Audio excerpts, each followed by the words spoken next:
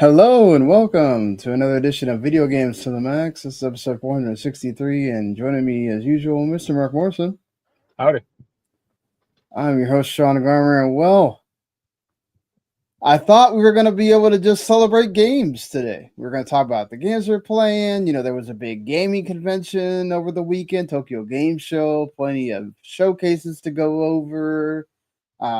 Some favorite games to talk about, stuff like that. And then, of course, today, most of the time we get this kind of stuff on Tuesday, the day after we do the podcast. But today, a rumor happened on Friday, the Washington Post, where they broke a story that EA was essentially being bought to go private. And then Monday, today, EA announced it themselves, saying that the Saudi private investment firm, a Silver Lake private investment firm, and an Affinity private investment firm that's headed by the son-in-law of the President of the United States, have banded together to pay $55 billion to send EA back to the private sector.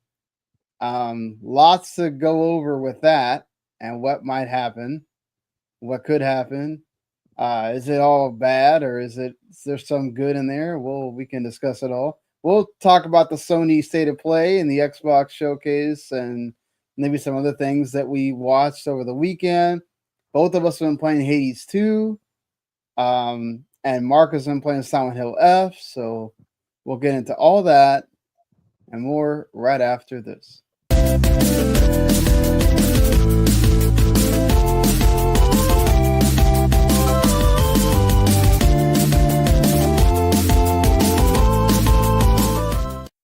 You are listening to Video Games to the Max. All right.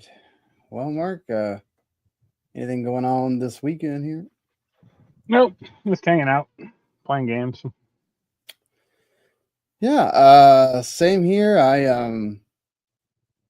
I got to play some Hades 2 while I was watching the football games during the breaks and stuff. So it's nice that one good thing about football is it provides a lot of downtime. So you can just play it on Switch 2, and play happens. You can go play and then go to commercial, even more play. And yeah, watch that ridiculous Cowboys game that ended up in a freaking tie after going to overtime. And yeah, that was pretty much my weekend aside from working today. So I guess we'll go ahead and start with the way we usually start the show, with our games that we're playing. Go ahead and tell me about Silent Hill, what your thoughts about Silent Hill F. Should note that in one day, it already broke the record the Bloober Team Silent Hill 2 remake had. In one day, they've already sold over 1 million copies of Silent Hill F, which is great because it means Konami can do original stuff off their IP and not just have to do remakes. They need that, really. They need to not just be doing remasters or remakes all the time. I think so anyway. But what do you think about this game? That has pretty good reviews. It's the power of Japanese schoolgirls that have made it sell so many copies. You think so? Enough of this middle-aged man shit. Like, let's get on to the real stuff. Yeah, so I played it and beat it. Oh wow, already beat it, huh? Yeah, I was following a guide for like some of the puzzles. Yeah, it's not particularly long. I think it's maybe like 10 hours. Like, and I screwed up some parts as well. Like I said, I reset or like died a few times. So, but yeah, it's funny because it is like more of like an Alan. It's more of an Alan Wake 2 than Alan Wake 2. That I didn't like Alan Wake 2. Good or bad, or well, like Alan Wake 1 is a pretty linear game. Like, it had like a few open right. areas, but primarily, you're just trudging through the forest, getting from checkpoint to checkpoint, and facing bosses occasionally, and that was about it. Alan Wake 2 was like this like weird like open world thing, but it still didn't work well. And yeah, So yeah, this is like a pretty linear game. Like you don't. There are a few open areas, but not many. Like me, it's funny. Me and Jens got stuck in like the same area at the start. Like you're going like through these like boat docks, and we're supposed to hang a right at this like one turn, but we just both went straight, and then got stuck in this like square for like 10 minutes each or whatever, and trying to figure out where to go next. So yeah, it's interesting. Uh, I mean, I'm not going to get into the plot because it just came out, and that's kind of one of the draws. Yeah, that's kind of the main point. Yeah. Yeah, but combat's okay. Like you don't get like an Uzi or a gun or anything. It's just like steel pipes and sledgehammers and crap like that. There's durability, so that stuff kind of breaks. You can repair it at a certain point. Not a ton of enemies in the game, or like not a ton of enemy types. There's only like 8 or 9, maybe. Like not counting bosses, but just like the regular run of the mill enemies. So like so it's basically a weird chapter. I think I want to say 13 chapters, maybe 12, maybe I think 13 or 14. You'll have like a chapter in like the town, and then you'll have a chapter in this like weird dream shrine, or like this like dark shrine nightmare thing. And yeah, you just kind of alternate between the two. Okay. How do you like? Did you like this more than the Silent Hill 2 remake, or? Well, I finished this one, so by virtue of that alone, I guess I liked it more. I don't like Silent Hill 2 like at all. I think the reason is because it's like Alan Wake 2, where it's just like this like weird big city, or like weird city, but like there's not much to do. Like I think this kind of works better because it's a small kind of crappy town, or it's a town that's like not doing well to begin with. So once everyone disappears and it becomes haunted, it's like, well, yep, here we go. Yeah. And yeah, the plot stuff is like kind of interesting. Like the game really requires multiple playthroughs, which I read up on it already. I may do like 1 or 2, but I think there's like at least 4 traditional endings, and then like the 5th choke UFO ending. That's a lot to do. Like, So what have you been able to figure out like which one's is there like a true ending? not really. I mean, people are calling like the one good ending or one bad. Like there's like one ending that like people are like, oh, it's the true ending or whatever, but not really. Like, it's kind of up to your interpretation. The main character is she's not bad, but she's like weirdly bratty in spots, or like her writing is a little inconsistent. Let's just say that, because like a lot of the game is about like the like expectations put upon a woman in like the 1960s, like as far as like gender politics, or if she should get married or not. And like her marriage, like her role model is like her parents' marriage, which sucks because her like dad is an alcoholic, and her mom like is kind of like milk toast, or like just a punching bag, like Yeah. not literally, but so it's a lot of like the main character like, oh, I don't want to get married, I don't want to be stuck in that environment. But like there's a like fiance character who like like the whole game tells you like don't trust him, don't but it's never explained like if he's a bad guy or not. Like by my like I guess by my interpretation he seemed fine, or like Right.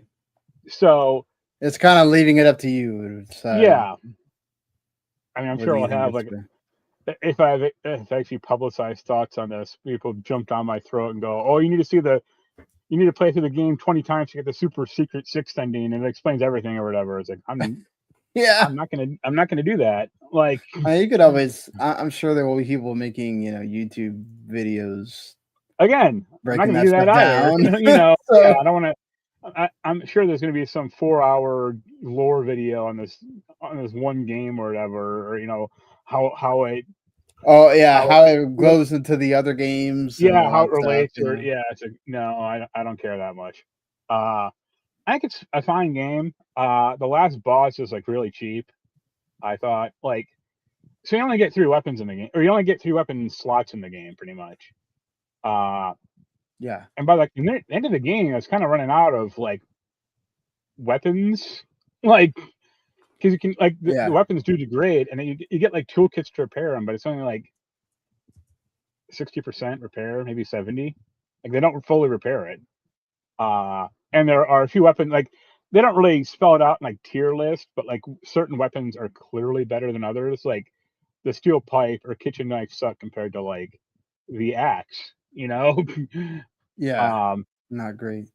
but so at the end of the game, I had all 3 weapons, and they were all like fair. Or I mean, I think 2 were actually still like new, basically. Uh, and the last boss took 2.5 weapons out. Like Wow. I'm just like bashing against this like big thing, and I'm like, all right, this is kind of getting tedious, Uh, you don't really want for health items in the game. Like you have a ton. I had a ton of health crap. Uh, the one kind of funny thing is you get these.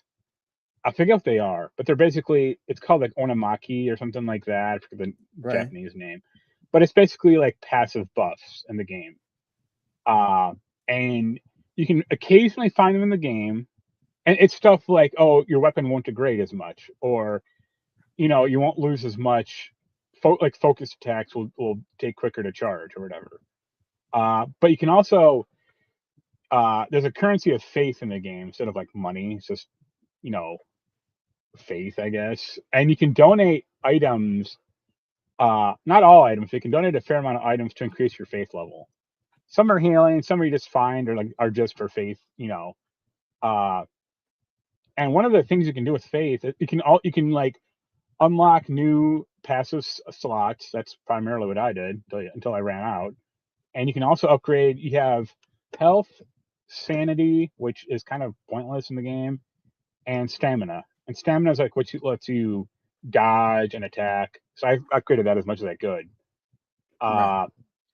But the other thing you can do with faith is you can unlock, or you can it's like a lotto system, or like a slot machine or gotcha machine, where like you randomly draw one of these passive buffs or passive items to your character. And it says I'm stressing the word randomly here, because I bought 1 or 2, and then I was thinking like I wonder like is there like a tier list for like, what's the best of these passive buffs, or like do the ones I have now, are they good, or like where do they fit into this like general build, or like and then I was thinking like I wonder if this thing is actually random or not. So I got enough faith to buy another one, got one, reset the game, bought it, got the same one, and I did it about 15 times. And I kept getting the same one over and over. So random my butt, Yeah. I think it's just like I think it's just like a list, or just like it says it's random, but like the first 2 I got sucked, I thought. So I'm like, well, is this really random or not? And I don't think it is. Like, You probably find out it won't. It isn't. yeah, Yeah. because I think like the Resident Evil 4 had kind of the same thing. It had like the keychain system, and that was random. Like, because some people got like the best one, like on slot machine pull 1, and some people never got the best like item, after like 100 pulls of the slot machine. Right. So overall, I liked it. I don't think it's like the best game in the world or anything.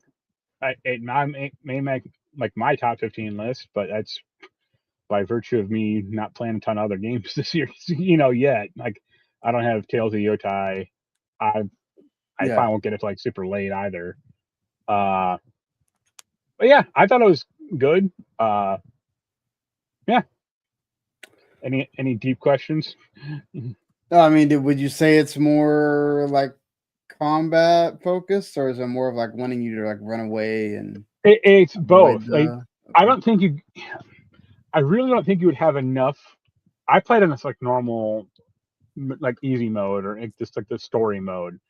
Even Oh, on that mode, I'm not sure if you'd have enough materials or resources to like hit every enemy or kill every enemy in the game. So there are times when it's better to just run away, or it's like, oh, I got these 2 enemies chasing me, but like, oh, here's the door, or here's this like uh thing I have to crawl through, like hmm. crawl into these boxes. And the minute you crawl into the boxes, combat's over because they can't get through that thing. So it's basically combat's done. Uh Combat's fine. Like you have like a lock on.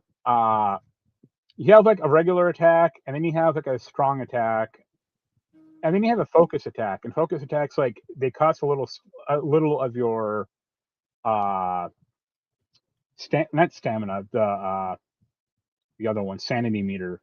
Okay, yeah, the sandy. Yeah, You can get knocked out of that, and if you get knocked out, it hurts you more. But if you can charge it up fully and then unleash it, it does more damage. But it's like, well, I just have enough stamina to keep hitting R1 over and over, and then right. everything dies. So it's kind of immaterial to me. Like, Well, fair enough. but I think combat kind of like mostly works. Some enemies are like not great. There's one. I forget what chapter it is. It's pretty much like midway through the game, but you're in like a house, not a house. You're in like it's like almost like a temple. Hmm. Uh, and there are enemies on the ceiling. And like you can, if you angle the camera up correctly, you can see them. But like like the second you start moving, the camera goes to like the normal position. Right. So you're just constantly getting like jacked by these enemies, like leaping down at you from the. Yeah, it's supposed to give you that fright, of you don't know But where like they are. Yeah. it just made me like it didn't scare me. It just made me kind of annoyed because it's like I have to keep fucking with this camera. Like the Yeah. second I go into a new area, I like angle it up and then like look around a little to see if there's anything around. Uh, but yeah, other than that, it was okay. Fine. The puzzles are, I mean, mostly okay. Like I just used a guide for all that crap because a lot of them are like so obtuse.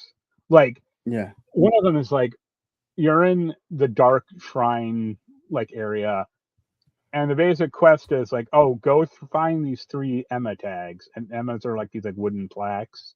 They have like a picture on one side and then like an icon on the other.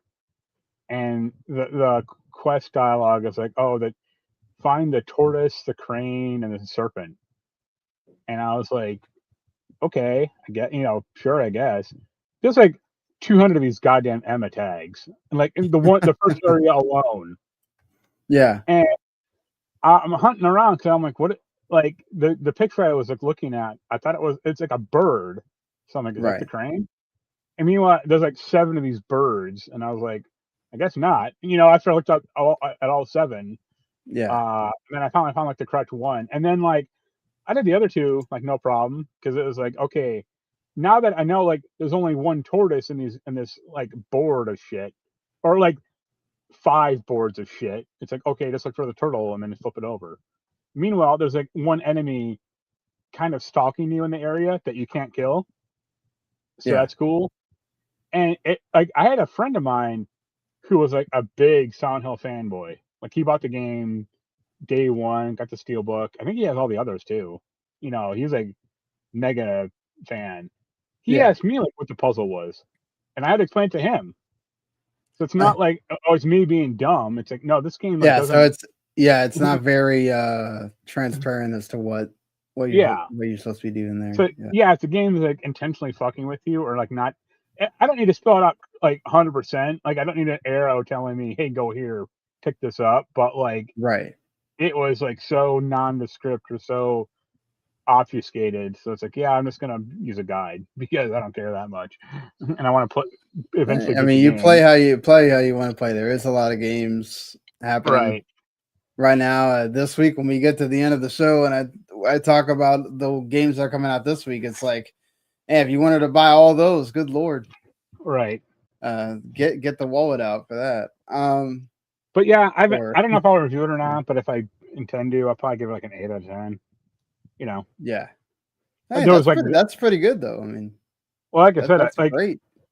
I finished this one, and I've not finished a Silent Hill game ever. So there was like one or two moments, like, I don't want to be like the asshole like graphics guy, but there were at least one or two moments when the game stuttered pretty bad, like on my Yeah, I PS5. saw that was a problem for Yeah, every system. Even the right. But PS5 Pro had some issues. Yeah. it wasn't as bad as like Borderlands 4. Let's just say Yeah. that. So, yeah.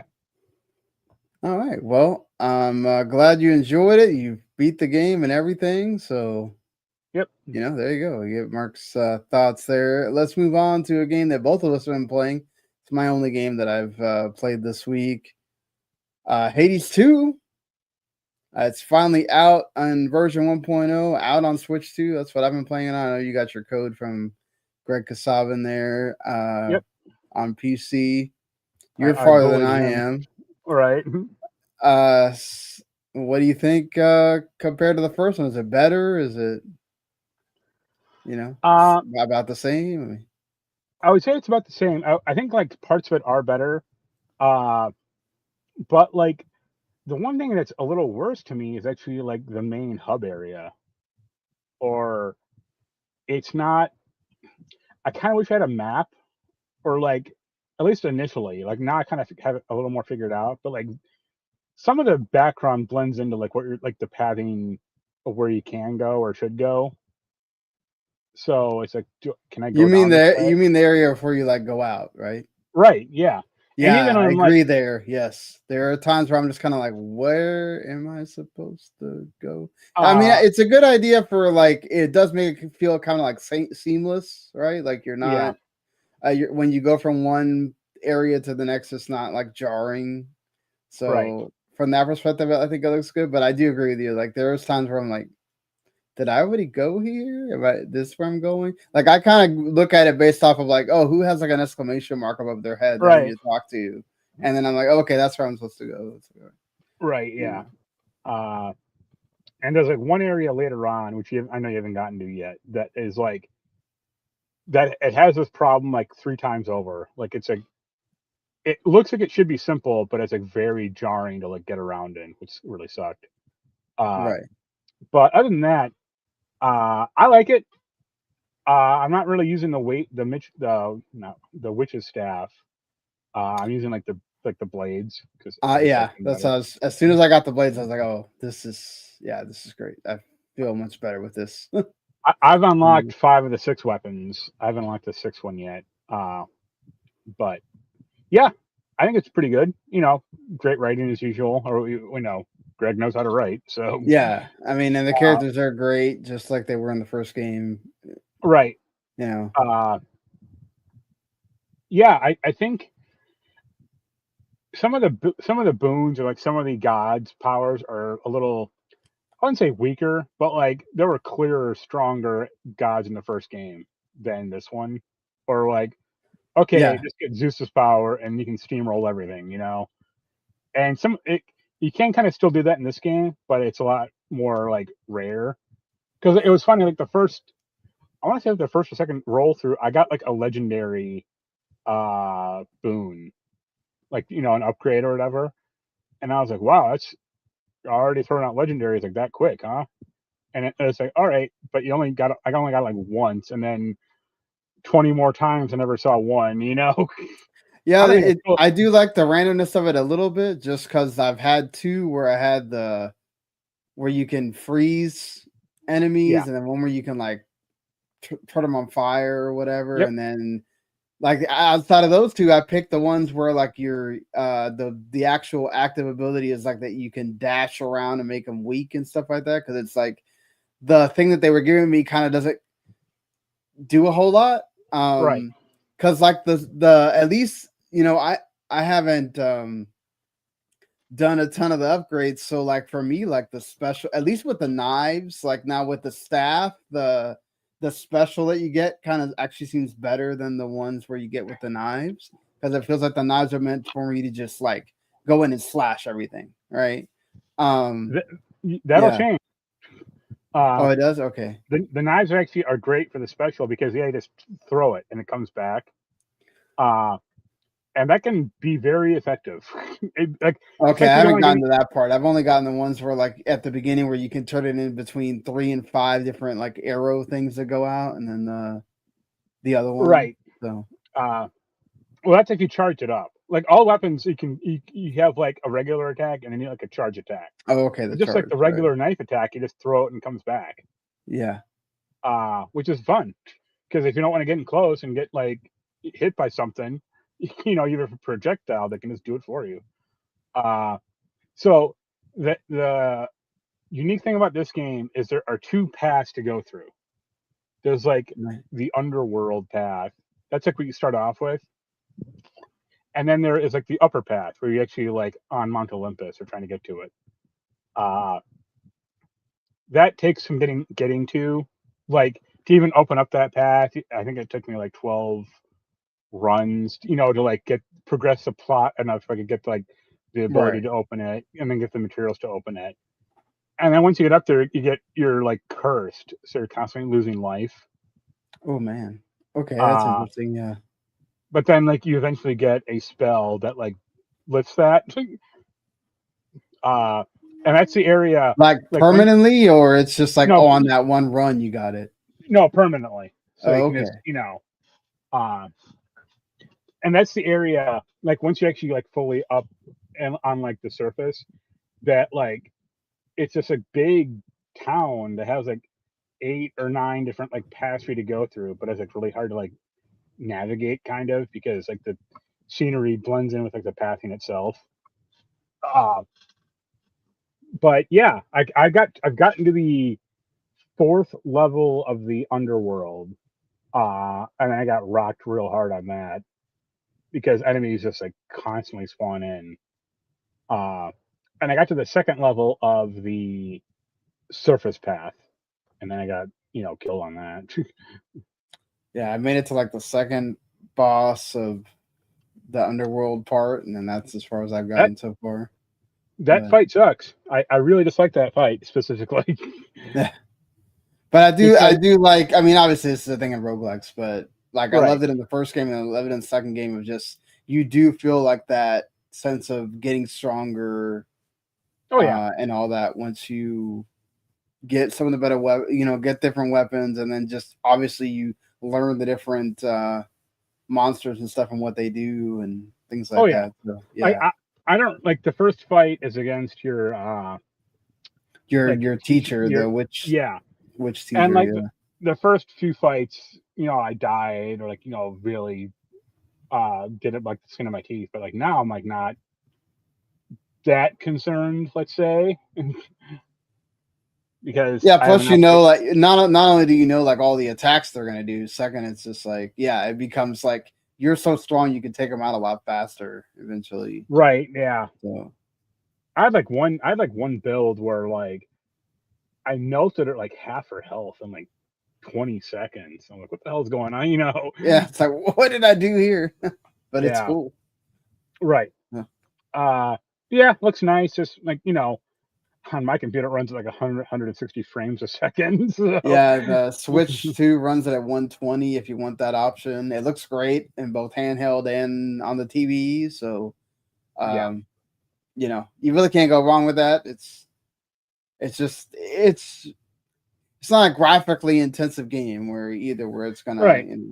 So, but I think it's good. It's probably as good as the first one at least. I mean, we'll see. Yeah. But it will definitely be I'm sure it'll be in the Game of the Year discussion, whatever, especially at the Game Awards and all that. So that'd be interesting. How many of these games, like what ends up getting the actual nominations and what gets stumped? Because there's going to be games that don't get on the list here because there's so many good, like great contenders. I wonder if like Kingdom Come Deliverance 2 is going to wind up getting the axe on a lot of this because there's so many great games. But Clay Obscure is definitely going to get in, and then everything else is like there's so many great games in the back half that it's like how many of these are going to get taken over the spots from the earlier games, and of course you got Donkey Kong there and everything too. So yep, yeah, but yeah, You like Hades or Hades 2, and I like it too. So Yeah, we'll see. once we're done with this, I'll go back to it. Same here. Once I get the show uploaded and everything, I'll probably play for a bit. So, yeah, let's move on to the news here. If you haven't guessed it, we're gonna start here with the big one of the week. Don't know if there's going to be any more talk. I mean, I'm sure more everybody else will give their opinion by the time we roll around to next Monday, but I don't know if there's going to be a whole lot of what else are we going to be able to talk about it, because Right. this thing may not close until like the middle part of 2026. So I'm sure we'll get updates just like we did with the Activision Blizzard King one. Right. But this one seems like it's going to have way less issues. So getting into it again, just in case you missed my part at the beginning, it was already rumored on Friday this was going to go down. Of course, at that time, it was still kind of like a rumor. It wasn't a like, oh, for sure it's happening, but it was almost like a, it's likely to happen. And then I don't think anybody expected that EA would just quickly on Monday already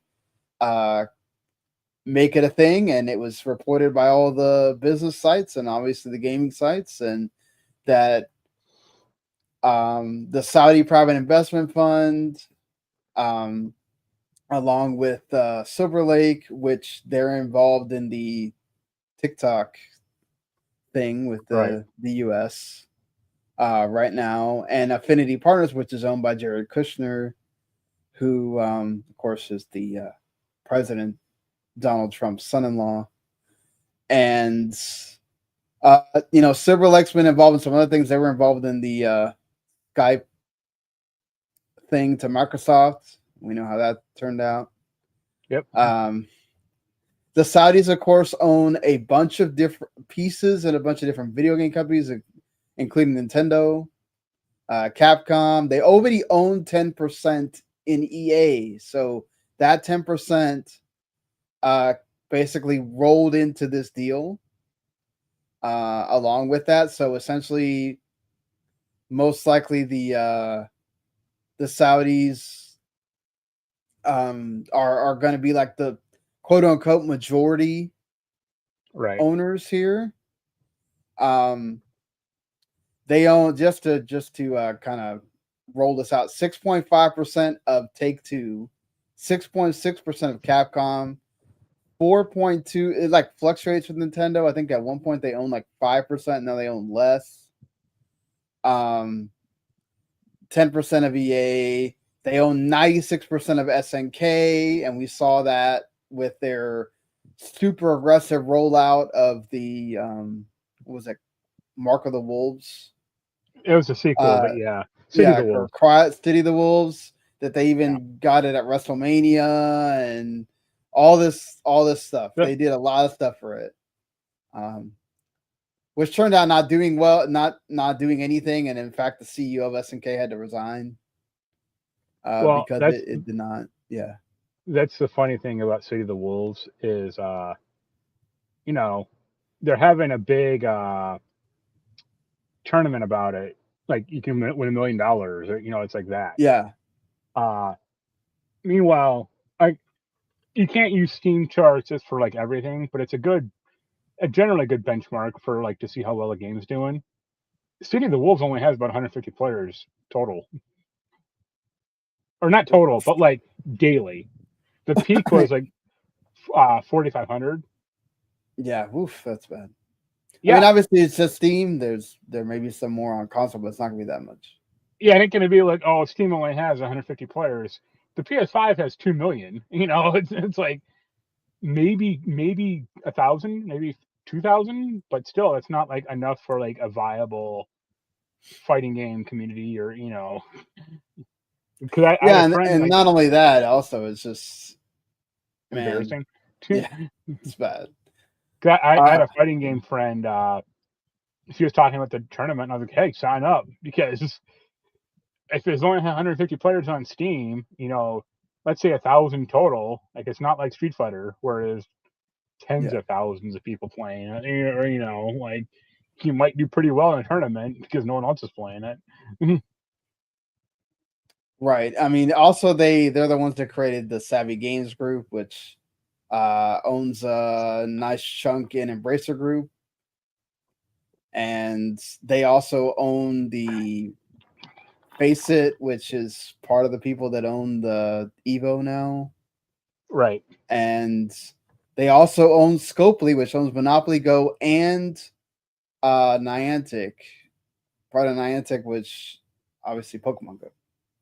Yep. So they are big in the mobile space as well, not only in the owning parts of big companies, but they did say they wanted to invest like 38 billion in gaming as they continue to try to divest their portfolio from just basically being about oil. And this is their biggest play with gaming yet. But obviously, this comes with other concerns because instead of being a public company where you're still, uphold to shareholders and all that stuff, they're now private. So we don't get to really know what goes on unless somebody reports it, right? Or they kind of tell you, oh yeah, there was some great sales or whatever, but they don't have to tell you everything like you do when they're a public company. So it's going to be interesting what we get to find out from EA going forward as far as what happens to their games. But also there's a little bit of a different look with this because it's a leveraged buyout. There's $20 billion of debt that is being held by JP Morgan Chase, which is obviously a bank in the United States, which I also bank with that bank. But like, this is not great because that means you have to, even more so than the whole thing, you're beholden the shareholders and getting some of that money back and making sure you're giving back. You got to pay that back. You got to pay that money back to Chase. So, as much as it's like, oh yeah, they'll take them private and they're going to invest in them and they're going to give them more ability to make games, stuff like that. No, they got to make sure that they make enough money to pay back this debt that they owe Chase. So this could actually wind up being worse than the Activision Blizzard and Microsoft thing because they're going to want to make some of that money quickly. And, just getting that off of what happens with these, the big franchises they have now, the EA Sports FC, Madden, all that stuff, it's probably not going to be enough. So what do you think? What do you kind of, what do you think when you saw this news? And then what do you think is going to wind up happening here with this? Because I'm kind of worried of bad stuff.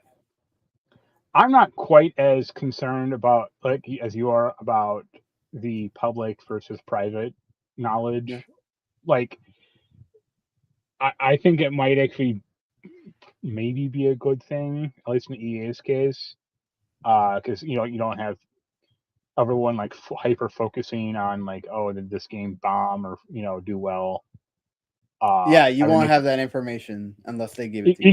You can just kind of be able to parse that stuff out still with like Steam charts or just basic sales charts or stuff like that, but it's not going to be as big a factor.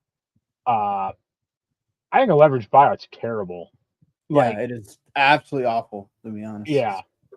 I mean, if it was like a very small amount, if it was only like 1 billion, then who cares really for EA? Like they can make that up in a few years, but 20 is a lot. Bear in mind, a leveraged buyout is why we don't have fucking Toys R Us anymore, because they saddled Toys R Us with a bunch of debt that they couldn't pay off, and look where they are now. It happened in Texas as well with a TXU's electric company, then it wound up going bankrupt. Yeah, it happened. It happens to like a bunch of other companies, like Company Man on the YouTube channel. He talks a lot about like leveraged buyouts because a lot of these companies do it because they're like, oh, or a lot of like capital groups do it. Like they buy malls and shit, and then they don't. Yeah, want to invest in these malls. private investment groups which are the ones that are involved in this deal. Right. My concern with it also is that they're going to want to make that money rather quickly. Yeah. And they're going to start going through the portfolio and they're going to start going, can we turn this into a live service thing? No. Okay, you're gone. And the people that have those jobs, you're gone too. Hey, it's not like EA is some big steward of their fucking company to begin with. I'm just saying, this is going to be the same thing the Microsoft Activision deal where you're going to get layoffs. You know, you're not going to get all these people getting to keep their job and all the if I'm BioWare, I'm worried right now. I literally just wrote a column last week about like the top 8 game companies, so like that faltered this generation, and BioWare was like 2, or because I think they'll make that Mass Effect 5 game, but if it doesn't hit, then they're screwed. Like then they're over basically. But I don't think I would hope someone high up on the food chain, maybe not with EA, but like the Saudi, whatever guy, like the Saudi prince, or at least one of his advisors or whatever is going to say to him, hey, people don't want live service stuff all the time. Like practically never really. So if we try to jam this down people's throats, it's going to backfire spectacularly. Yeah, like I think Battlefield 6, unless it just the player count just goes down ridiculously. If they can keep that alive way more than they did 2042, I think they're fine. Apex Legends has lost people, but it's still pretty healthy. I think they're okay. Yeah, they could always not bring it back, but update it or introduce new crap into it. But like when EA is the one who made Plants vs Zombies, Garden Warfare 1 and 2, it's like no shit that no one cared about those games, like, or that ill-fated Command and Conquer 4 when they turned that into like a quasi live. That's one I could definitely see them trying to sell off to somebody. I could see them like Microsoft might think about. They love their strategy games. No, they don't. Yeah, they do. They have their Age of Empires, Age of Mythology, the Aria thing. Well, they like the Age of series, but that's a pretty like old and established franchise with them. But look at like Halo Wars. Like they're not making any more of those. Well, both those companies are owned by somebody else at this point that made those games. So, right.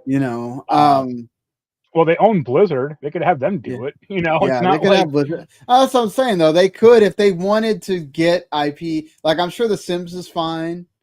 Would this finally be the time where you get a Sims 5 because they want? I was gonna say they should, or The Sims 4 is old, and you just. I would say if it's a live service game, 10 years is kind of the max as far as graphical improvements, or like graphical, not improvements, but like standards, like anything. If a game launched on the PS3 or PS4, like PS4 is 10 years old now, so yeah. I'm not saying you can still support. I'm sure Codemasters they're going to be one of the first ones, unfortunately. Oh yeah. And it's a total shame for them because they had a good thing with Dirt. Like they could just kept cranking those out, and they're not multi-million game sellers or anything. But if you were able to make 5 of them, there's at least somewhat of an interest. So yeah. But what's going to happen to that cherished WRC license? Well, that went back to Nacon, if I'm not mistaken. Right. Yeah. So. Codemasters is done.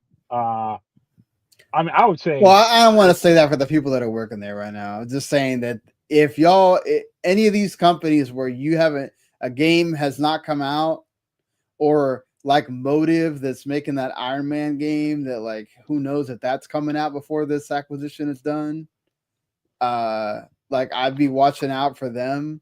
Also, does EA get to keep the licenses, because it could revert the licenses back to Disney if some of this doesn't get worked out?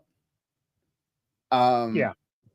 You know, so like Jedi Survivor 3 could be the last Star Wars thing unless like they redo the licensing to make it work under this new deal. I thought it was really funny when some of the stuff was like, oh, EA is not done mobile gaming well. It's like they haven't. And but that's the thing, is like I bet that's one area where the Saudis are looking at it and going, hey, we have expertise here. We have Scopely, we have Niantic, like those people know how to do it. And they have franchises that could, I mean, like, you know, look for Madden Go. I mean, they already like to see, the thing is like they already do EA. I mean, I don't know how much better you could really do it. They basically try to make mobile versions of those games. No, I know. But like I said, Madden Go, where it's going to be location based. You have to go and capture, you know, the quarterback of this team at this gas station down the road. It's like mixing like the location based stuff with like fantasy football. And they don't have like mega raids against, you know. Like maybe they could finally fix up Plants vs. Zombies and make it good. Well, they're making that HD one. I'll get that probably. And that'll be it for me, because they're never going to port over Plants vs. Zombies 2 or 3. So, right. I really want to get that Puzzle Quest Infinity. I think it's Infinity, but like the remastered Puzzle Quest game. Yeah, but that's way up my alley. I would worry about the will the indie label still be a thing? Outside of Joseph Fares, do they even keep him around? Oh yeah, they keep him around because he's like the one. Like EA games traditionally, at least not anymore, don't get like awards or buzz. Yeah, it's like, hey, here's another Madden game, or here's the fucking golf game. So okay, who cares? But he's like the one guy. That's gonna be the interesting part, because I really think Andrew Wilson's gonna be like just like Bobby Kotick. He's gonna be gone. Yeah. Like he's gonna be around, and then you'll hear about him retiring. It'll be like he vested his stock options. He got a big $50 million payout or whatever, and then he's out. Yeah, but like I don't think, compared to like Riccatello, like Andrew Wilson wasn't like seen as like the the devil incarnate or anything. He was just kind of like a normal businessman. And I think the problem with EA is they stopped making a lot of games, and a lot of their games that they did make didn't do well for one reason or another. Like I don't think it's like him going like you had to make Dragon Age the Veilguard a piece of shit on purpose. I think there was a lot of studio decisions that made that happen, and then he's probably like whatever. Like I wonder if they do they try to sell off Dragon Age to somebody and then just keep Mass Effect, or they'll sell it off to the Baldur's Gate people. Be like, here you go. Do something with it if you want with this, or see. I mean, there's a lot of. I mean, you can argue with the Saudis owning a lot of stuff is bad. Like that's not. Well, and then also it's like it's different because they don't really have any say in what happens in those other companies. They're just an owner, right? Whereas here they do have say. So it's like, could they censor games, right? Could they say, okay, you can't have this in the game because it goes against our rights or what we believe in and all that kind of stuff, I mean, they could, but it'd be kind of screwing up their investment. Or like if they had some fantasy team in Madden that was all like Saudis, that was like the most dominant team ever. Like that might raise some eyebrows and might not make people want to buy it as much. But also there's no other football game out there realistically. So. I mean, they already own a bunch of soccer teams. So like Right. them getting to have the video game that's about soccer, I guess could be a little bit Right. there could be issues there, but honestly, I don't think this is going to have the number one. You have Donald Trump's son-in-law involved, so I don't think you're going to get the problem with the FTC Well, also, or it's not whatever. like, And I mean, they might have to divest a little more in what they already own. yeah, As far as like other companies, because it's kind of like they're in like more direct competition now with like right. Take-Two, for example. But I mean, I Um, think they already have experience with this Embracer, where they can just spin off right. a bunch of them into another company or whatever, and they still technically own it, but it's called something else. Yeah. So I mean, look, there's a long way to go. Yeah, but also it's not like yeah. one of the three console makers trying to buy the biggest the biggest third Right, party yeah. developer. But they're also going private, so it's like they have less say in all that. It's not like another public company buying another public company. So, they are consolidating a bunch of that, as Q brings up. It is really about trying to get, the sports franchises to be bigger than they already are. Obviously, again, they want to up their profile and make them seem like they're, right. more public facing, as they've done with the WWE and the UFC and the sports stuff, and make it seem like there's not nefarious Had the things Royal going Rumble on. being the WrestleMania being in Saudi Arabia. Yeah, like the World Cups, the next World Cup's going to happen there as well. So, like, they are using that money to make sure that they definitely are seen. Right. For sure. And they're doing that in all kinds of ways. This is just another way that they're doing that.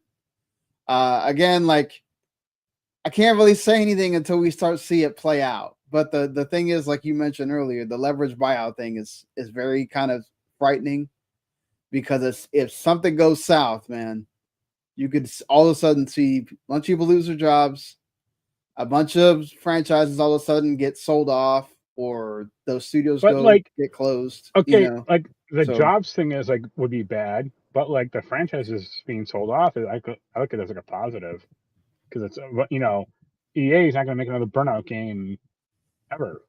yeah. So Well, if I they sold mean, that, Need for Speed, really. Need for right. Speed, they could honestly just sell that thing off to somebody that actually might do something with it. And it doesn't help that Criterion's like a shell of what it once was, and that they have racing game developers. They're making shit for Battlefield and crap. I wonder like how much Take-Two would go back to the table and go, "Hey, we wanted Codemasters back then. How would you sell it to us now?" Right. But I don't know if the F1 license would come over with them and all that stuff. It doesn't need to make another dirt game, Yeah. Or make cars. I mean, that's really what's keeping them going, is because they have that F1 license. Because if not, I think they would have. Yeah. They would have absolutely just closed Codemasters by now. Yep. Because they nothing else that they do is anything Right. that's like beneficial to. If you buy a developer to makes one thing, or makes like two things, and one of those things is gone, it's like, well, yeah. If the other thing goes, why are you keeping them around at all? Yeah, it's going to be interesting how this all works out. There's a lot of time between now and then. Right. So they will still be public for a while. So like the Battlefield 6, like fallout from that, we'll get to know about it. But then as it goes further along, once the deal completes, then, they will then, I'm sure, decide what they will reveal about the company and what they won't. So yeah, it's just, we're seeing this private investment stuff happen everywhere. So it's not just gaming, it's like sports teams constantly and a lot of other places. So it's just another kind of part of this. It's just more consolidation in the industry. Just because, hey, you need so much money to make this stuff happen, unfortunately. And EA's been, to be fair, EA's been, they almost got a deal done with NBC Universal at one point. Right. So, and they were going to spin them off, and merge or whatever the heck it was at one point, and there was rumors going around that they were going to try to merge with WB Games at one point. Like, EA has been like, we were going to get bought for a while. So remember, this was a yeah. long time ago. Remember when they had a partnership with Square? No, I forgot about that, honestly. Yep.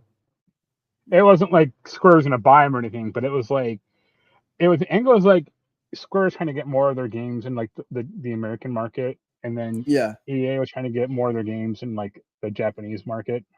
Oh, okay. That makes sense. Yeah, it's called Square Electronic Arts. Ah, see?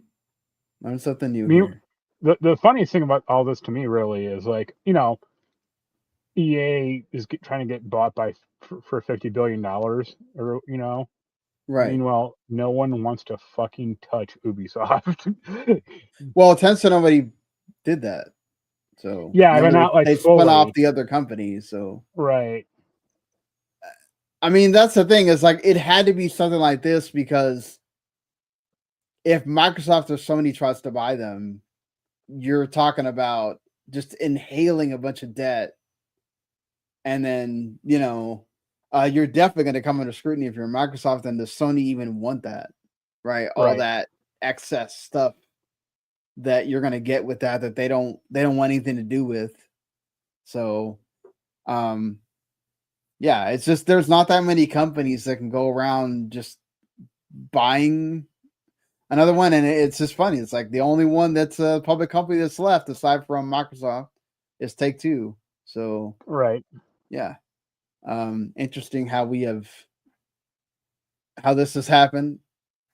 But look, it'll be a while before we probably see the fruits of this, outside of like them making some changes here and there that we'll probably hear about through the grapevine and whatnot. But yeah, hopefully it's more positive than negative. But it's just interesting. Like, had this happened years ago, I bet there would be a lot more pushback from, let's say, The like the government. NFL and Oh yeah. the sports teams that are part of the EAFC and all that stuff, like the college football Yep. team. Like now, because the Saudis own so much like sports stuff, I'm sure that they, you won't really get a lot of pushback on this from them. Yeah. I wonder if there will be any kind of fight at all in the FTC proceedings, or if this is just going to kind of go under the radar and just happen. I mean, So even aside from the Jared thing, I think it's yeah, kind of go through because it's not quite as like earth shattering, console it's a maker buying. different company coming into the foray, instead of, had it been a player that's already there, had it been like Nintendo or Sony or Microsoft buying them, Right. Now it's like, oh, well, we're technically creating more competition, right? Because you're entering another big player into the space now. Right. So yeah. But all right. That's still a lot to go in the future. Let's really quick before we get off that, another fear that I forgot to mention is that there's a big, or not big, but there's a sentiment going around that their idea is to use AI in order to basically cut corners and save money. And that, of course, will also lead to people losing their jobs too. And so that's one worry I have as well, is that they will kind of just keep pushing the AI revolution of gaming, which is not good, because you want more creativity in gaming and not less, right? Right. And it's you just don't want to see that. You don't want it to be. We already have a creativity problem sometimes in gaming, at least in the AAA space, and you don't want to see them even go more towards like, oh, let's figure out how we could do more microtransactions, more Ultimate Team stuff in the sports games, like make it more. I mean, I don't know how you really could. It's already pretty predatory, but make it more predatory than it already is, right? Right. Um, you know, um, Yeah, we'll see how much, if they meddle at all, or it kind of is going to be depending on how well these things do, and then they kind of just leave it alone. Kind of like Tencent, where they just, as Cube mentions, they kind of just gave them some money. They took the big franchises, right, and made that separate company. And kind of are just hoping that now Assassin's Creed will just keep doing well, and then they can kind of, I guess, muddle away the debt in the other Ubisofts. So we'll Right. see how that goes. But also, even Japan, one of the, we don't really get to hear a lot about what happens in, as far as like what's happening in the Japanese studios, because obviously it's not as open at times as the other in other regions. And according to Nikkei, through Eurogamer, there's a report that they released as far as this last week, that 51% of companies are using AI or generative AI to help develop games. So it's there. It's in gaming for sure. Right. And this just helps them in videos and images and characters, generating stories and things like that. So just hopefully it doesn't become That's like why. ubiquitous kind of thing, but Well, that's why all their anime games now just look like the same. yeah. There's that you sent me the trailer about that Ananta game or whatever that they is That looks obviously taking from like Spider-Man and like so many see like other. that. I don't mind that per se because it's like their twist on it. So sure, but like you have all these like either high fantasy or like cyberpunk looking games that look just so similar to At like least that one's not a gotcha or whatever, but still, like, it's just kind of like, man, damn, y'all couldn't be more obvious that you're like taking from these games. Like, So did you watch that Parasite Mutant trailer? that's one of the ones I meant to watch and I didn't yet. So That yeah, looked cool though. no, it doesn't because it's like it's like a spin on Parasite Eve, but Right, it's all anime to death. Like I like Parasite Eve because it was nominally taking place in the real world, like New York right, City. yeah. It's With more kind of grounded.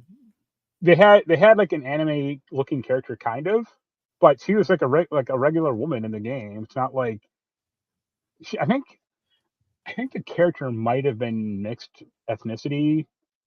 Think she might have had like a Right, but Japanese she wasn't mom. all anime Yeah, she didn't have drawn like or whatever, right exactly. Like I watched Yeah, that trailer and I'm like, okay, the battle system looks okay, I guess, but like right. A, it looked like cheap as fuck, and then B, like I don't like how this character looks at all, and like all the environments were like cyberpunk as well. It's like this doesn't look takes place in the real world at all. So Yeah. no, thank you, Parasite Mutant. But all right, let's move on to talking about the stuff from the Tokyo Game Show here. Yep. As we had already discussed, the rumors going around, the first people that had like a show were RGG Studio, and wasn't really a big secret because it already been leaked that Yakuza Kiwami 3 is a thing. Right. It is coming next year on February 12th, 2026, but it's also coming with its own like separate guiding game, very much like, I guess not as big as the Kiryu one, Right. but it is kind of in the same like Yakuza 3 world, called Dark Ties, and that looked cool. So yeah, I mean, it looks like they're making improvements to Yakuza Kiwami 3. They graphics got overhauled, and Dark Ties looks great. So Yeah. I don't know if I would like. They keep pumping these games out. I'm getting a little burned out on them, but yeah. I think it's good to play one and then wait a two or 1 or 2 years and then go back into it. But now like Jens is like 4 games behind, so I do think it's great that like this series is they're like making an effort to make the series more available for everybody that now probably had no way to play it in the past, right? But they like the newer games, so now they can go back and experience like Kiryu's story, and they're also bringing those the older games to the current systems as well. Yakuza 0 Director's Cut, which was a Switch 2 exclusive, is coming to PS5 and Series X, along with Kiwami and 1 and 2. Those are already available on PS4 and Xbox One, but now they'll be like native on those consoles. So, yeah, and they're coming to Switch 2 later this year, like on November 13th. So, yeah, if you haven't played those yet, definitely those are the three you should play. If you haven't, if you want to experience like Kiryu's story, I think those are the three you definitely need to play for sure. All right. But yeah, that was kind of the start. You also had Capcom, but they didn't really. I think you got a little bit more on Requiem, which is cool. And they detailed a bunch of stuff with Monster Hunter, but neither one of us really play it. I'm interested in Stories 3, especially now that we are gonna Xbox is so all the consoles are gonna have all the games now after they announced that it's gonna be on Xbox as well. Yeah, I think Capcom's was fine for the most part. Annapurna also had like a really small one that they announced like 3 games, which I thought they all looked cool. Like I like the Detopia game. It was interesting as far as just like, okay, it's a different, like you work in a factory, but it's all the opposite. Like you're being controlled by AI. You live in an AI world, and you're the human, where AI is the like controlling kind of factor and how that lives out. I like the art, the little kind of cutesy art style. Demi and the Fractured Dream look good as well, and that kind of looks like very kind of Breath of the Wild sort of inspired, and people of note look interesting too. So, Annapurna always does good stuff. So I'm excited for those games, and they still got morsels coming. I guess Mixtape got delayed till next year, and they're just not saying anything because they did not show that in the games that are coming for the rest of the year, which kind of bums me out because I've been waiting on that game. But I think I let it cook more than rather it be good than it kind of suck and we're not. It's kind of disappointing. The state of play technically happened before all of this. They did announce the PlayStation Plus games for October, which Alan Wake 2, pretty great get there. So if you haven't played Alan Wake 2, I guess you can do so now on PC when it comes to PlayStation Plus as of October 5th. And then also you can play Cocoon, which is a really good puzzle game that was on Game Pass when it launched. Then Goat Simulator 3, which, hey, if you like Goat Simulator, there you go. As far as what they showed off, I thought this was kind of like it bookended really well. And then you kind of had some kind of middling stuff in the middle. I don't know. What do you think? I thought it was okay. I mean, nothing. Obviously, we got to see Wolverine at the end. I think that looked awesome. I think that ChronoScript game looks really bad. That's like the. Oh, you don't like that game? The book, yeah. The ChronoScript game. That's the game I kind of liked out of the. Aside from the two Sony ones. The Halloween game looks bad.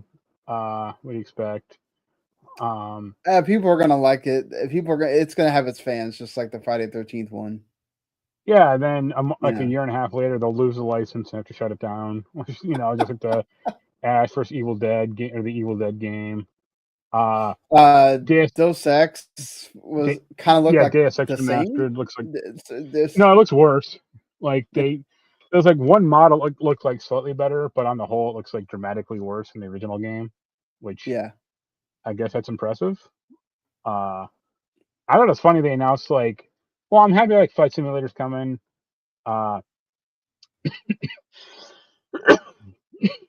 They announced that uh, God of War controller. It's like, who cares? That feels like there was supposed to be a game there, Right. and because remember that's that 2.5D game that like has been rumored for a while that apparently was supposed to be shown, but they pulled it. Or even like, here's God of War 1 through 3 HD, or like, Yeah, but it's like, here's an ugly controller. It's like with like a partial red stripe on it. It's like, ooh, we're like gonna yeah, punt they on they kind $80 of for haven't this. had like this is not the gen for them with controllers. I feel Right. like Astrobots 1 is fine. yeah, Astrobot was cool. There Astrobot was the only was one I like felt like. one or two that have also been decent, but Aside most of, from the 30th anniversary controller, right. which I mean, you can't go wrong. That's just going back to the PS1. But yeah. Also, who cares about their fucking speaker? Like, That feels like Sony just loves doing stuff like that. It's just like you never. And what's funny is like you'll think that nobody wants it, and then somehow it will sell out. yeah. It's like okay, Well, it'll sell yeah. out because they only made like 10 of them, and all the audiophile geeks will want it, and that's about it. I mean, I could see it being like cool for the Portal, right? If you want to have not have to have headphones on, but you want to have like really good sound or whatever. I could Who see it is working that? with that. Who is that person? There's a lot of Like, dude. The Portal sold way more than anybody thought it was going to sell. but it's okay. The portal Like, selling is one thing, but who's the person who's going to go? I want to use the portal, but I want to have a good speaker along with it. yeah, like Like, no them one. doing it for the PC. Like, I don't know, like who doesn't already if you even have speakers, like who doesn't already have speakers for their PC? Yeah. You know, I get, yeah. The Zero Pod Paradise Yeah, thing. who knows? Because that's like the bones of whatever Zaun Right, is yeah. left, right? I sent that to Jens, and he was like, well, yeah, basically, like, which D8, which Which of ZHD or the whatever, 4 versions of ZAUM. Zaun is this? Like, Yeah. yeah, I like. Hey, Wolverine. At least they delivered on the fact that it's going to be super bloody. Right. It kind of has to And be. people I are gonna. mean, yeah. I really think they're gonna do away with a lot of the because that leak showed like a lot of Jean Grey footage, like you play as Jean Grey. Yeah, I wonder if they keep that in the game or not. they like to have those little side things, right? There's people that are saying that it looks like you're going to get to play as Mystique as well. So Mystique would be kind of interesting because it kind of would be like bootleg Hitman, or just like go turn into whoever you want. yeah, but we know But how that like, worked out. Nobody liked those Mary Jane sections. yeah, that's why I'm saying like, do they keep the Jean Grey crap in? Like, Yeah. So yeah, that's about What do it. you think of Saros as more Returnal or? It looked fine. It looked like it looked like Returnal 1.5, and just like, I mean, it's not the same planet or anything, but looked a lot of the same like gameplay mechanics, except now you have a shield. Yeah, and then people love Returnal, so Right. why not I make thought it was another fun. I one? mean, yeah, I Yeah. Returnal, so sure, I guess. Yeah, moving on to the Xbox side of things. This wasn't that wondrous either, to be honest. They did finally announce Forza Horizon 6, but it was basically just like a teaser image Right. and telling you that it's set in Japan. There's Yeah. a video out now of the trailer, I think, or like the whatever trailer. Oh, they actually have a real trailer now? Okay. It's not like a minute long, but yeah, or 4 days long. Yeah, it's like a teaser trailer. But it's like, yo, Well, here's our work. yeah. It's yeah, I think the revelation there is that it's not going to be launch day on PlayStation.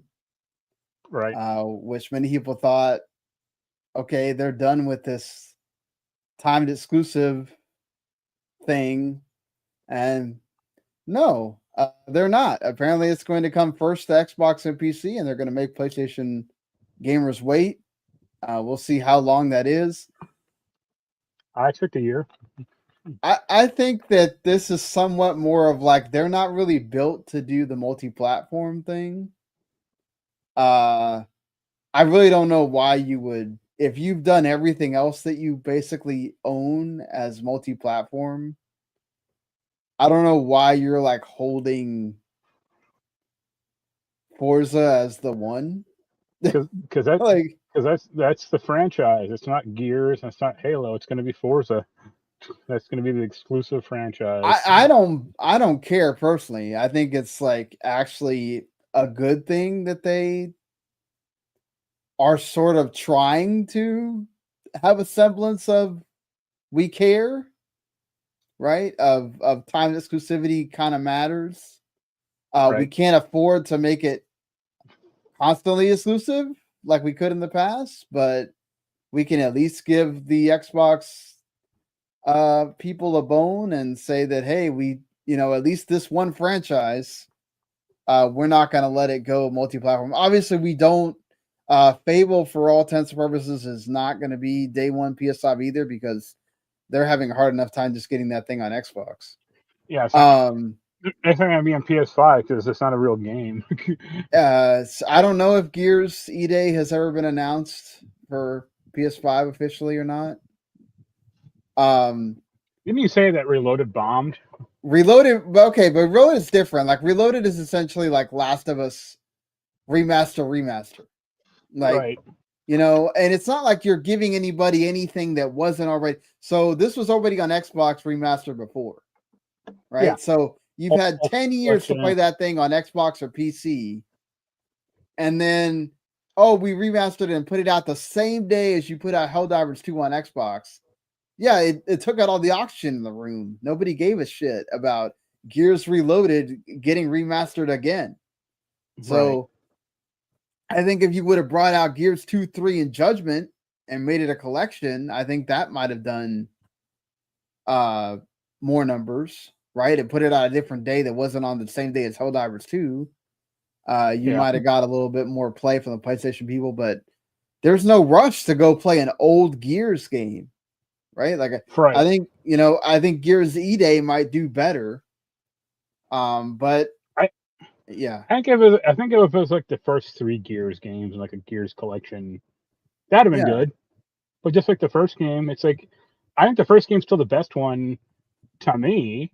right. But I'm probably in the minority, and people like the bigger environments of like Gears 2 and 3, and the more dumb shit they introduce in those games more than Gears 1. I mean, I also think that like Gears 1, I think you might have had a more chance that people have actually played that.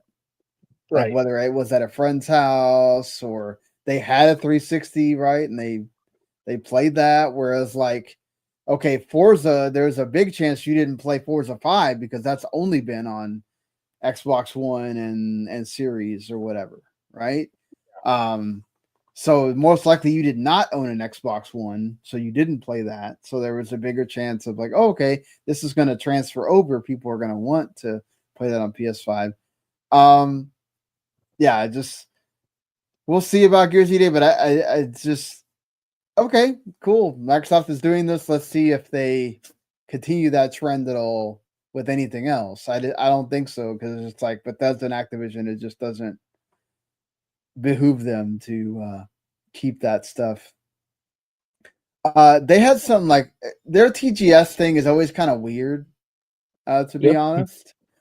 They make some really weird. They essentially grab the like, oh, what games do we have that are from Japan, and then put them in a show. It's like, it's like very fragmentary. Also, it's not like very concise, or like how the old E3 is, or anything like that. Yeah, but like their showcase, the showcase they do in June is like way better than this thing. This is like a third tier one that they do just so they can say that they showed up for Japan, which I don't blame them. Also forgot to mention that Crimson Desert looks really good. They showed that at the State of Play too.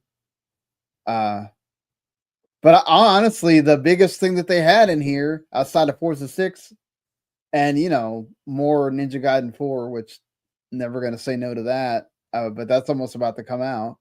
Is getting all 3 Monster Hunter Stories games. Because everything else was like, okay, Bruce Lee got added to Hitman. All right. We know Dragon Quest 1 and 2 are coming. Okay, cool, whatever. Fallout 76 apparently has something Japan related. Okay. Like, and then like the Gunrave Gore Blood Heat or whatever getting a remake or whatever the heck that is. That being like your opener, I was just kind of like, what is? I completely forgot about that game, honestly. Right. Yeah, so it was whatever. At least we know Forza 6 is the thing. We'll probably get. It still leads me to believe that they are planning on the developer direct in January being the big 4. And then they'll have some like surprise 5th game or whatever, but it will be to kind of do the anniversary of, I don't know how many, the 30-year anniversary of Xbox or whatever. You're gonna get Fable, Gears Day, Forza 6, and whatever the Halo game is. And Blood Wake 2. Yeah, and HD versions of Blinks the Time Sweeper. Hey, they like to get your mascot out. Sony keeps talking about live service games, but where's Microsoft with Brute Force 2? Another announcement that we've been waiting on, speaking of not just Forza 6, but the Xbox ROG Ally and Ally X. After all these rumors about where the hell the prices are going to be, how much it costs, all this stuff, they finally revealed the price, and they were $100 more expensive than I think almost anybody thought. $1,000 for the ROG Ally X, right. and then $600 for the ROG Ally, the regular, the crappy one. I don't know. That's a bit much. If you look at it from the PC handheld perspective, it's not expensive. It's still less expensive than the Legion Go 2 that they just announced. It's way more expensive than the Steam Deck, but that's like the low end, right? Yeah, but the Steam Deck is what I see. Like, you don't need a super like. I think it's crazy that people want to play like super powerful games in this thing. They want to play like SNES games, and that's about it. And Hades. Well, no, people want the PC experience without having to have the actual PC. They want the PC in their hand.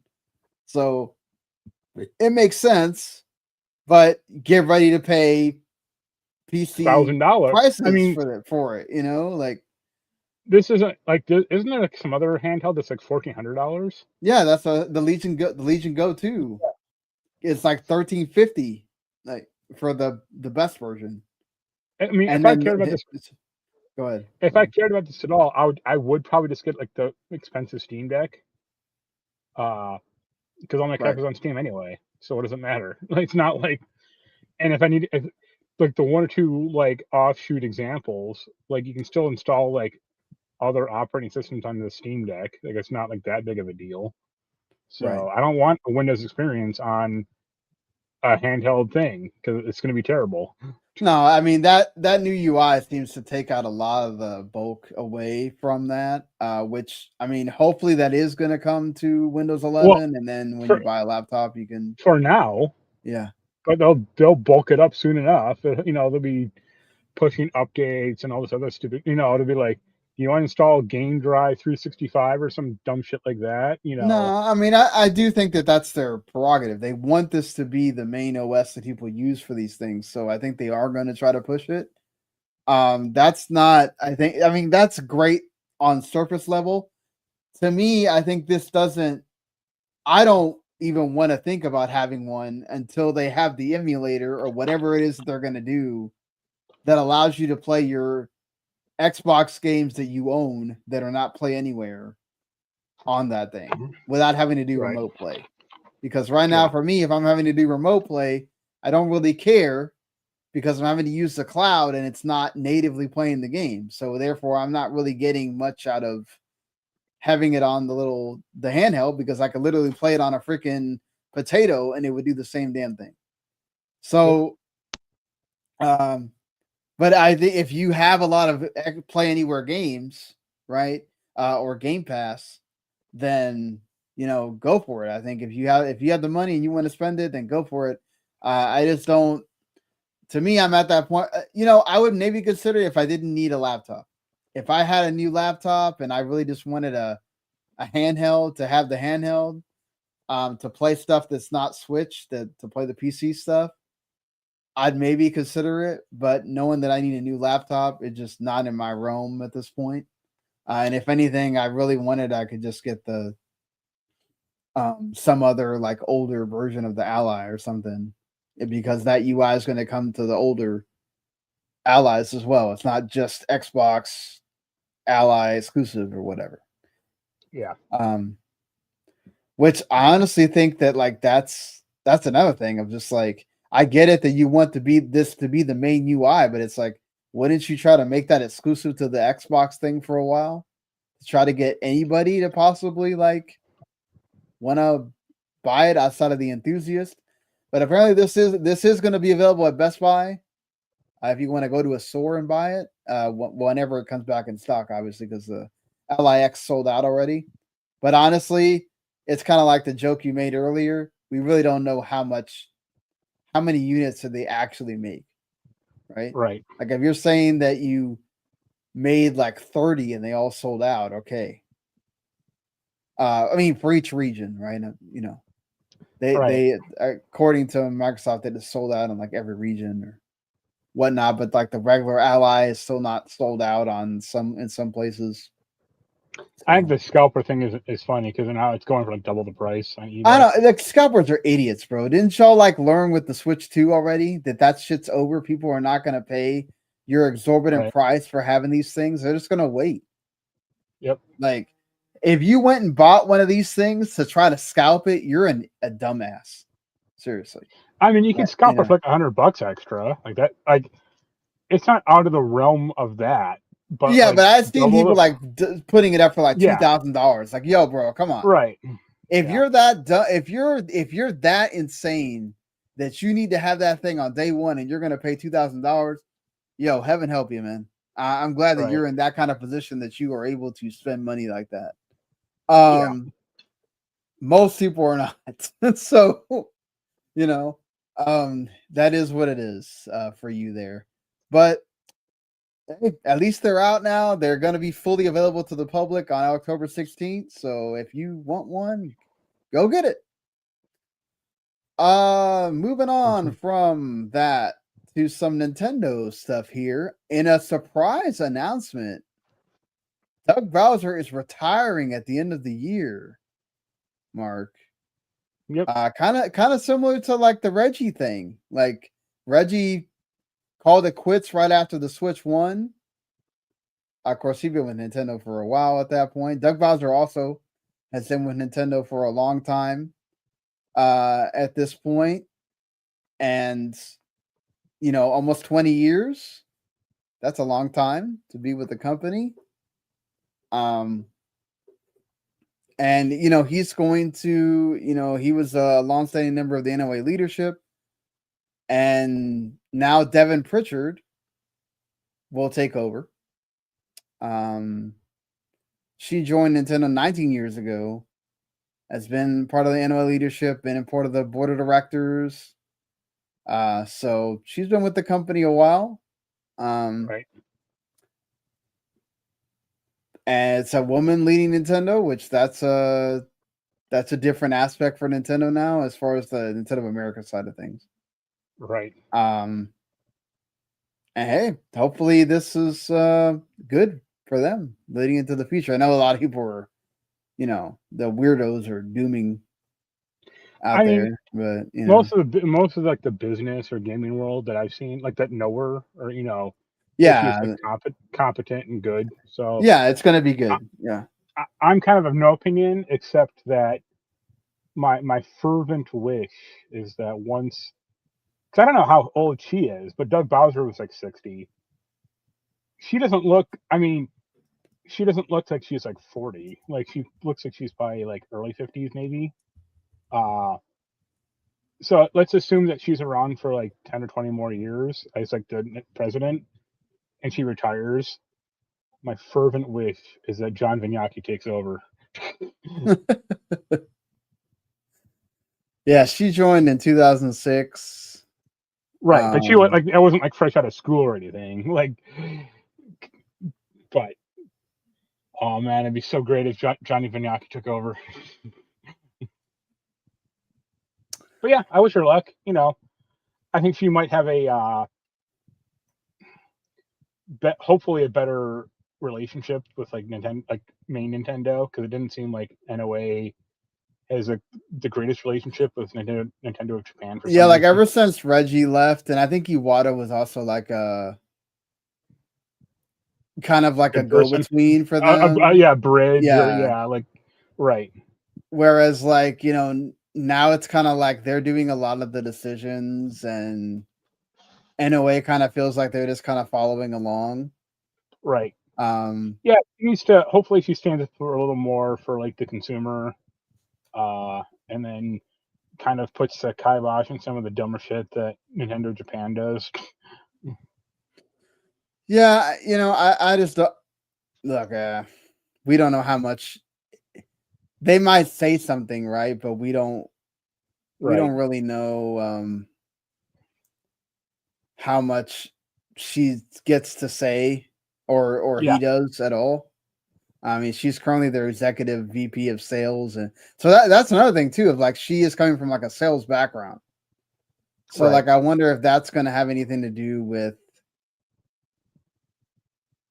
does she go the other way, right? Of just like, let's try to push more because, Well, I mean, you hey, know, Reggie came from a sales background. It's not like he was yeah, game developer man. Like he came from fucking Pizza Hut. yeah. So But I mean, like, that's good. It's also good because she gives them a different perspective, like Reggie did, of being like, hey, right. let's make this a pack-in game. Let's Yeah. let's Let do something for the consumer.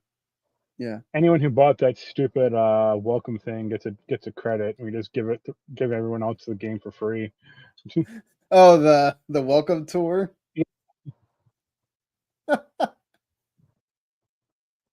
You're not wrong there. Right. And Um, people who bought it, like, if you have a save in the system already, it's like we just give you the $10 in credit or whatever. Like, here you go. yeah, I don't. Anybody that bought that, man, that you're definitely a real one there, because I don't know. I know it's $10, and when you're looking for games to play or whatever, I get it looks enticing, but it's just like, man, what's Right. not really much there. As far as the rest of it here, the only other kind of like thing that I really found that interesting here, aside from like Borderlands 4, has been definitely delayed on Switch 2. Yeah, that's Because pretty funny. it already has performance issues that, as we detailed last week, Randy Pritchard went nuts about. Oh, there's no performance issues here. Yeah, he Oh, called the it's game your that. rig, man. Well, he even called it the game was like very well optimized, Yeah, and it's like, yeah, it's so well optimized. We just had to cancel this port yeah, 10 days before it came out. Like, exactly. We could not let that come out on Switch 2 that badly. Yeah, definitely. But of course, this is an interesting one because of that discussion that keeps happening with game key cards. Naoki Hamaguchi, of course, director of Final Fantasy VII Rebirth and directing the part 3 as well. He echoed the same sentiments that Ubisoft sound person said, right, Rob Banton, that we talked about a few weeks ago, about that the game key cards are not about storage or trying to save money on memory, or it's speed, and that the 64 gigabyte cartridges, which, okay, that's Nintendo's fault, don't offer the speed needed for these, more graphically intensive games. And so There- they, yeah. You're wrong. When he said he echoed the same sentiment as the Ubisoft sound guy, he should have said he echoed the same line of shit as the Ubisoft sound guy. It's a load I'm coming just from this guy as well for a different reason.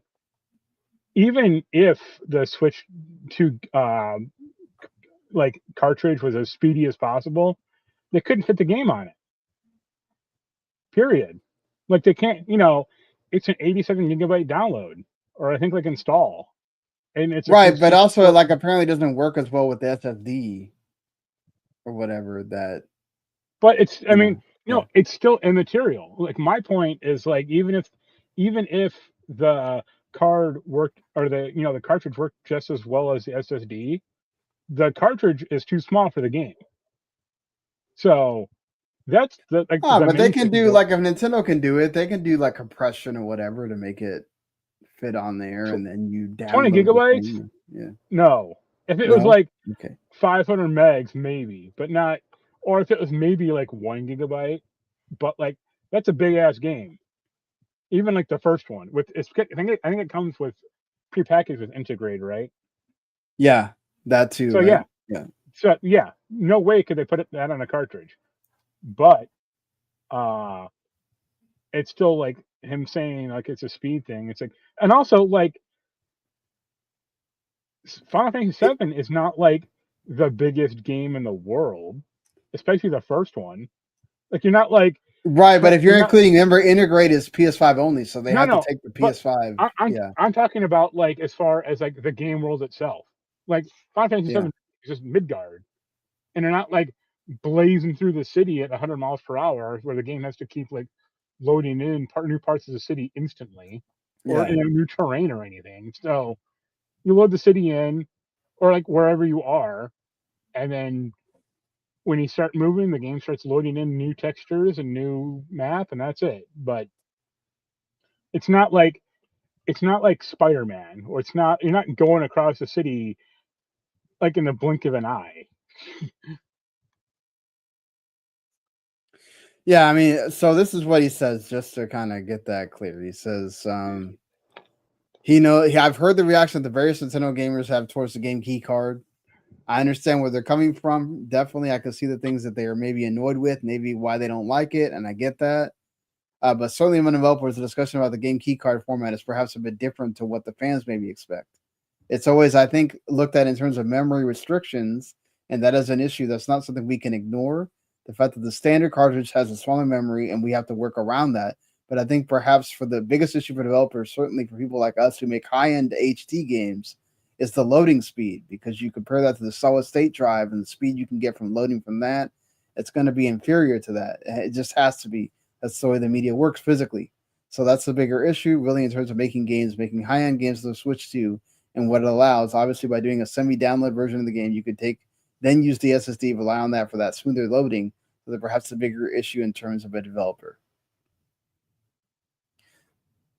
So What a load!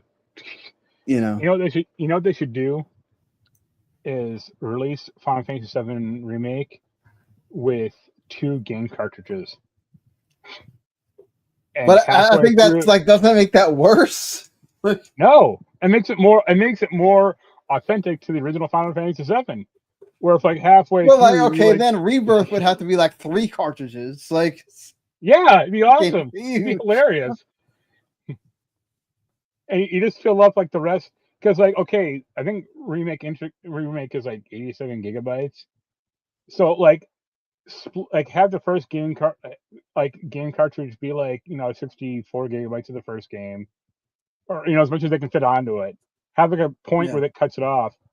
So like the rest of the other 23 gigabytes is like the rest of the game, and then you just fill it with like behind the scenes footage and right. music and shit like that.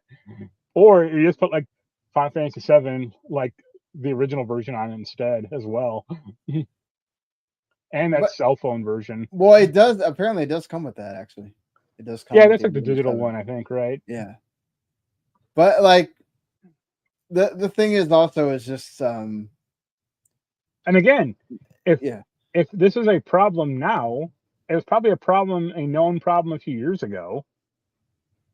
and they I didn't mean, address that's it. why they couldn't put it on Switch 1 at all, because that thing wasn't powerful enough, and like they Well, I mean, I had it. don't mean like Yeah. power-wise. I mean like the cartridge speed problem. People were probably talking about that back then. And Right, Nintendo but said, I "Eh, mean screw that it." Nintendo probably saw it as like, well, we kind of want to push people towards this anyway. We don't want to have 4 or 5 different cartridges that we're selling to developers and whatever. We just want to have the one cart. And Right.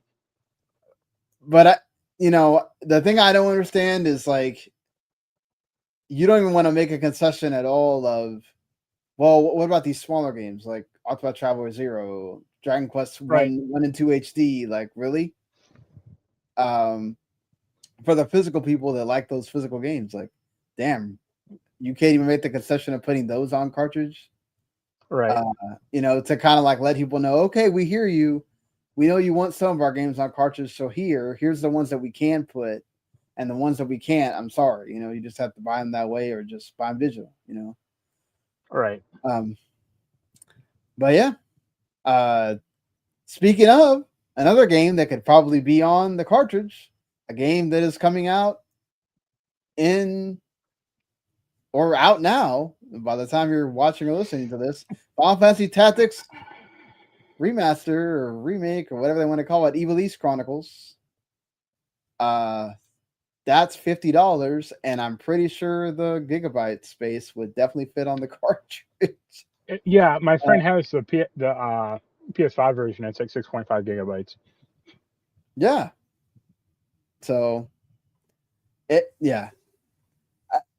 I mean, that's the thing, right? It's like the story you're telling would work if you made the effort on the games that do fit. When you're just blocking them all off because you essentially just don't want to spend the money, that's what makes it hard for people to like want to give you the benefit of the doubt. Right. On that. But yes, to mention that and to go ahead and get done with our episode here. Let's finish it out the way we normally do each week. The games that are coming out this week, and this is a doozy of a week. Get your wallet ready if you're interested in more than like one of these games at a time. Like I said, Final Fantasy Tactics Remake, Remaster, whatever, the Evil East Chronicles is coming out on everything, even including the last gen consoles. And Switch 2, there is no upgrade path. So just letting you know, if you buy one version, if you buy the Switch 1 version, you're not going to be able to upgrade to the Switch 2 version. Yeah, So be happy with the one you buy. Just be aware. Be aware. Kind Fox also comes to PC and Switch. I saw that at the I was going to talk about 2 of the Tokyo Game Show indie things I saw, but we've already gone kind of long, so I'll leave that for another time. Lego Party, which is the Lego version of Mario Party, which actually looks pretty good, is coming to everything, including last gen as well. So I've heard a lot of people say good things about this, so going to be interesting to see how well it sells. Train Sim World 6. I didn't even know I know we had a 5. I didn't know we were getting to 6 already. Is this the one of Tara Branford?